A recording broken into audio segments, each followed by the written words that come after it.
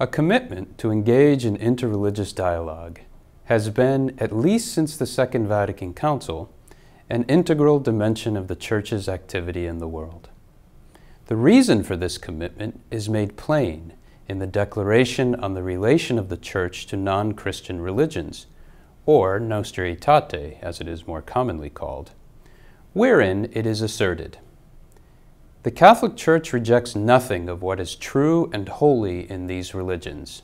She has a high regard for the manner of life and conduct, the precepts and doctrines, which, although differing in many ways from her own teaching, nevertheless often reflect a ray of that truth which enlightens all people.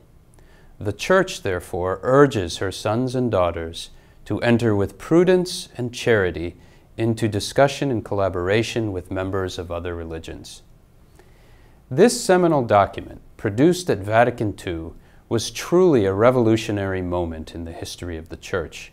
a kind of Magna Carta, if you will, that opened wide the doors of the Church, encouraging, in its way, all Catholics, and not just Church leaders, to go forth and encounter our brothers and sisters of different religious traditions. To do this well, I might add, a certain set of basic dispositions should be pursued. Dispositions such as listening to the experiences of others, that is, to the historical and cultural narratives that shape other religious identities and traditions, and welcoming, that is, to inviting others into one's own lived experiences, such as our circle of friends and neighbors.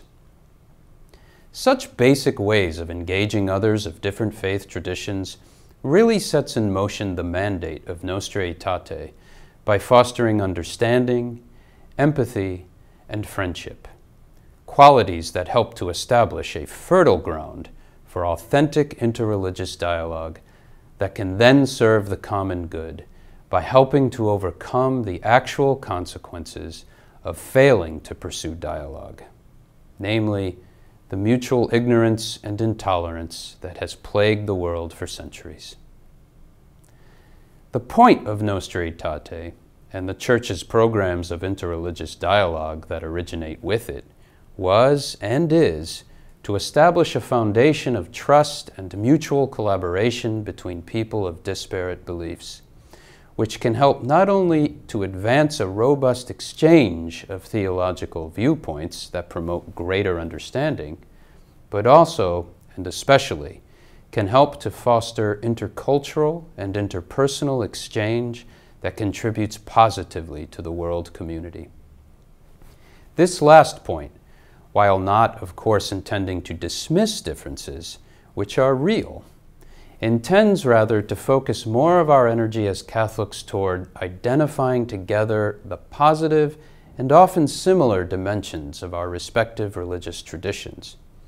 especially where these similarities can be brought to bear on our common endeavors to advance values that serve to build human community and to foster understanding.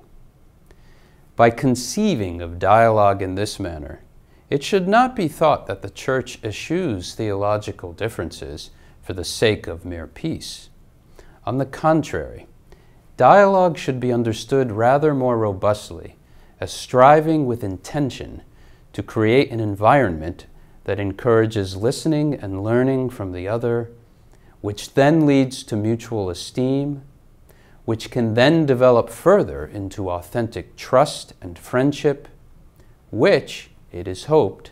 will then make possible real opportunities for interreligious collaboration that are ordered towards promoting the welfare of all people.